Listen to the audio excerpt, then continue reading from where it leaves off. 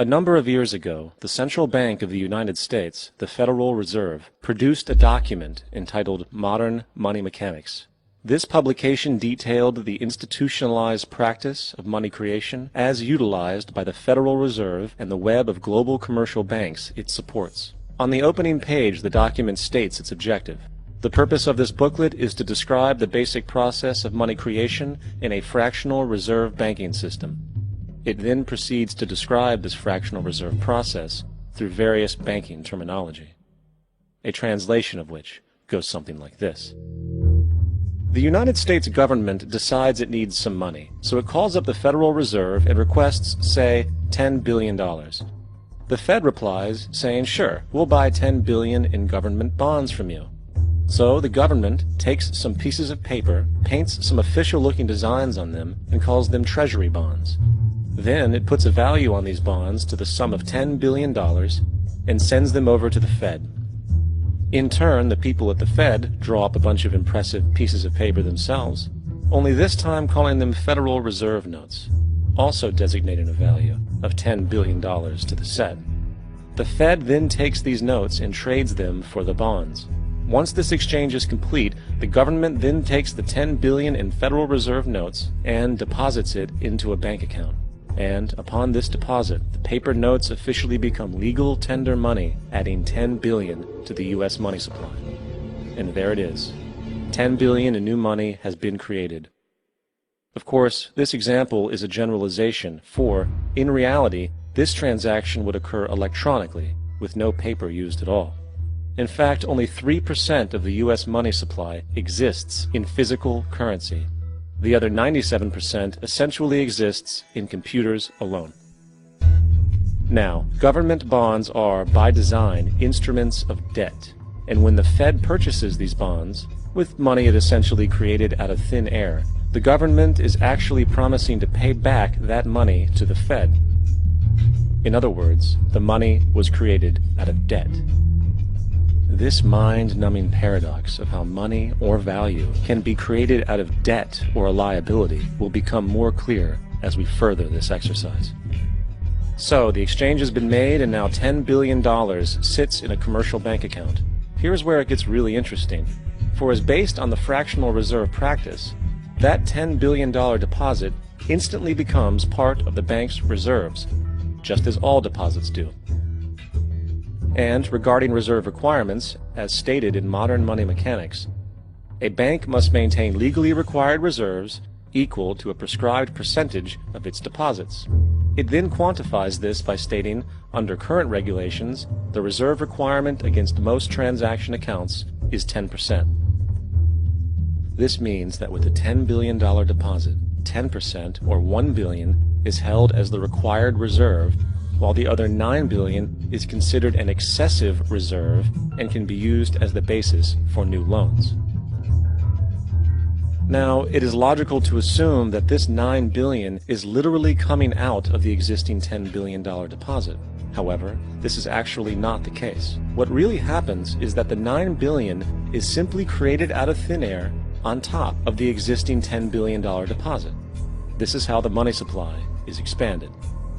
As stated in Modern Money Mechanics, of course they, the banks, do not really pay out loans from the money they receive as deposits. If they did this, no additional money would be created. What they do when they make loans is to accept promissory notes, loan contracts, in exchange for credits, money, to the borrower's transaction accounts.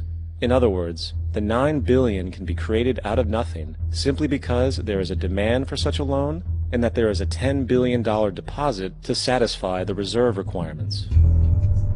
Now, let's assume that somebody walks into this bank and borrows the newly available $9 billion. They will then most likely take that money and deposit it into their own bank account. The process then repeats, for that deposit becomes part of the bank's reserves. 10% is isolated, and in turn 90% of the $9 billion, or $8.1 billion, is now available as newly created money for more loans.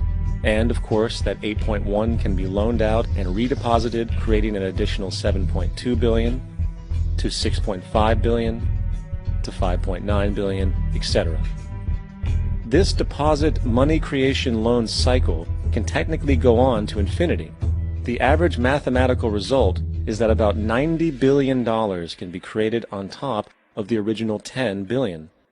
In other words, for every deposit that ever occurs in the banking system, about 9 times that amount can be created out of thin air.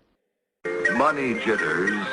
Ask the obliging Bank of America for a jar of soothing instant money, M-O-N-E-Y, in the form of a convenient personal loan. So, now that we understand how money is created by this fractional reserve banking system, a logical yet elusive question might come to mind. What is actually giving this newly created money value? The answer? The money that already exists. The new money essentially steals value from the existing money supply. For the total pool of money is being increased irrespective to demand for goods and services. And as supply and demand finds equilibrium, prices rise, diminishing the purchasing power of each individual dollar. This is generally referred to as inflation, and inflation is essentially a hidden tax on the public. What is the advice that you generally get? And that is, inflate the currency. They don't say debase the currency. They don't say devalue the currency. They don't say cheat the people who are saved.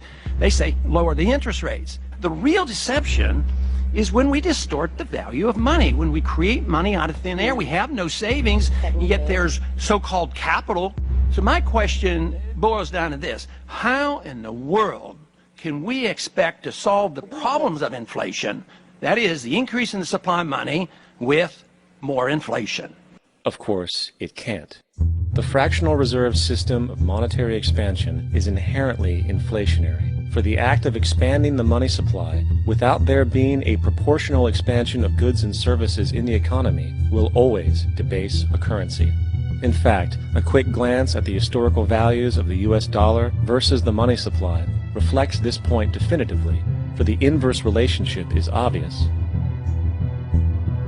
$1 in 1913 required $21.60 in 2007 to match value. That is a 96% devaluation since the Federal Reserve came into existence. Now, if this reality of inherent and perpetual inflation seems absurd and economically self-defeating, hold that thought, for absurdity is an understatement in regard to how our financial system really operates. For in our financial system, money is debt. And debt is money. Here is a chart of the U.S. money supply from 1950 to 2006. Here is a chart of the U.S. national debt for the same period. How interesting it is that the trends are virtually the same. For the more money there is, the more debt there is. The more debt there is, the more money there is. To put it a different way, every single dollar in your wallet is owed to somebody by somebody. For remember, the only way the money can come into existence is from loans. Therefore, if everyone in the country were able to pay off all debts, including the government, there would not be $1 in circulation.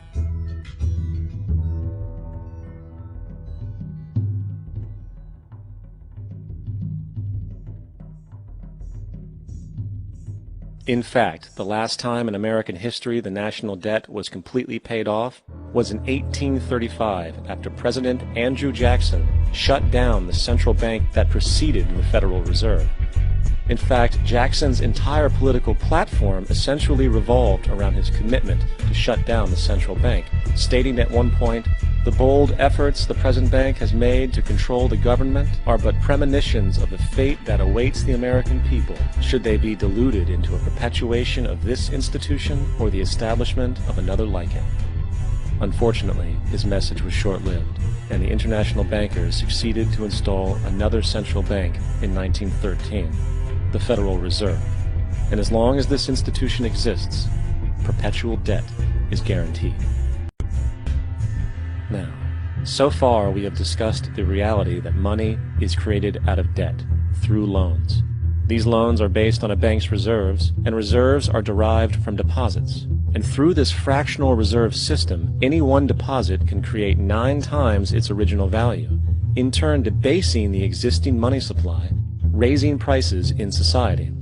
And since all this money is created out of debt and circulated randomly through commerce, people become detached from their original debt, and a disequilibrium exists where people are forced to compete for labor in order to pool enough money out of the money supply to cover their costs of living. As dysfunctional and backwards as all of this might seem, there is still one thing we have omitted from this equation. And it is this element of the structure which reveals the truly fraudulent nature of the system itself: the application of interest. When the government borrows money from the Fed, or when a person borrows money from a bank, it almost always has to be paid back with accrued interest. In other words, almost every single dollar that exists must be eventually returned to a bank with interest paid as well. But if all money is borrowed from the central bank and is expanded by commercial banks through loans, only what would be referred to as the principal is being created in the money supply. So then, where is the money to cover all of the interest that is charged? Nowhere. It doesn't exist. The ramifications of this are staggering, for the amount of money owed back to the banks will always exceed the amount of money that is available in circulation. This is why inflation is a constant in the economy, for new money is always needed to help cover the perpetual deficit built into the system, caused by the need to pay the interest. What this also means is that mathematically, defaults and bankruptcy are literally built into the system, and there will always be poor pockets of society that get the short end of the stick. An analogy would be a game of musical chairs, for once the music stops, somebody is left out to dry. And that's the point. It invariably transfers true wealth from the individual to the banks. For if you are unable to pay for your mortgage, they will take your property. This is particularly enraging when you realize that not only is such a default inevitable due to the fractional reserve practice, but also because of the fact that the money that the bank loaned to you didn't even legally exist in the first place. In 1969, there was a Minnesota court case involving a man named Jerome Daley, who was challenging the foreclosure of his home by the bank which provided the loan to purchase it. His argument was that the mortgage contract required both parties, being he and the bank, each put up a legitimate form of property for the exchange. In legal language, this is called consideration.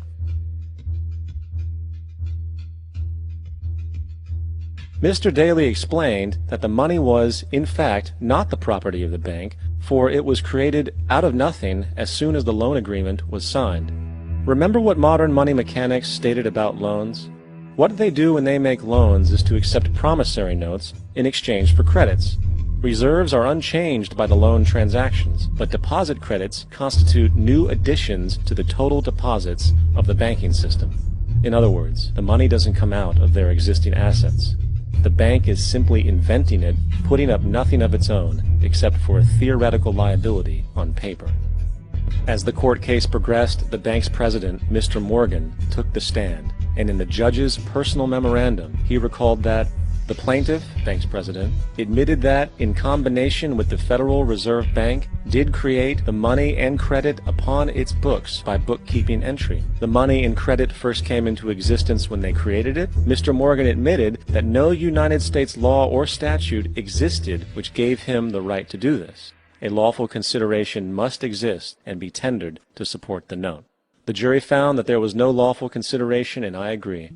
He also poetically added, only God can create something of value out of nothing. And upon this revelation, the court rejected the bank's claim for foreclosure, and Daley kept his home. The implications of this court decision are immense. For every time you borrow money from a bank, whether it is a mortgage loan or a credit card charge, the money given to you is not only counterfeit, it is an illegitimate form of consideration, and hence voids the contract to repay, for the bank never had the money as property to begin with. Unfortunately, such legal realizations are suppressed and ignored, and the game of perpetual wealth transfer and perpetual debt continues. And this brings us to the ultimate question: why?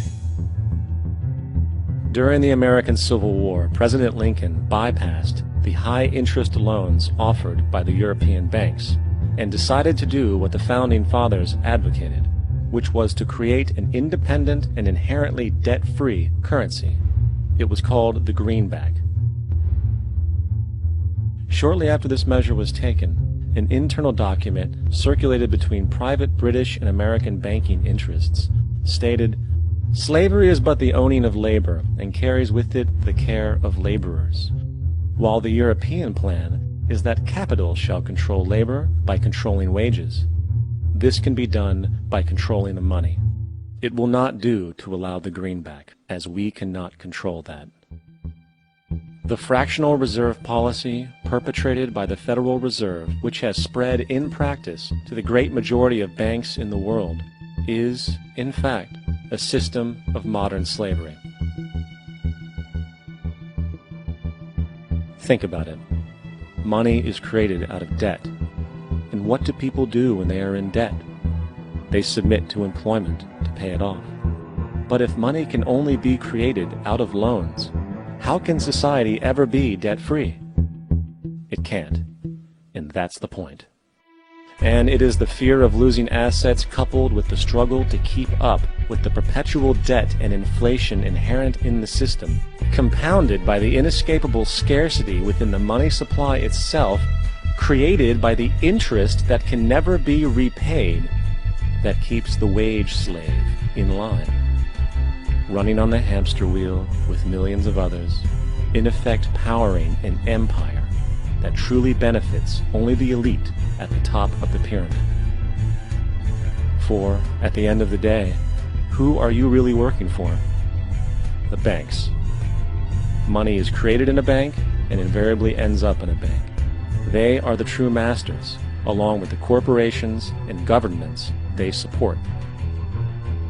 Physical slavery requires people to be housed and fed. Economic slavery requires people to feed and house themselves. It is one of the most ingenious scams for social manipulation ever created, and at its core, it is an invisible war against the population. Debt is the weapon used to conquer and enslave societies, and interest is its prime ammunition. And as the majority walks around oblivious to this reality, the banks, in collusion with governments and corporations, continue to perfect and expand their tactics of economic warfare, spawning new bases, such as the World Bank and International Monetary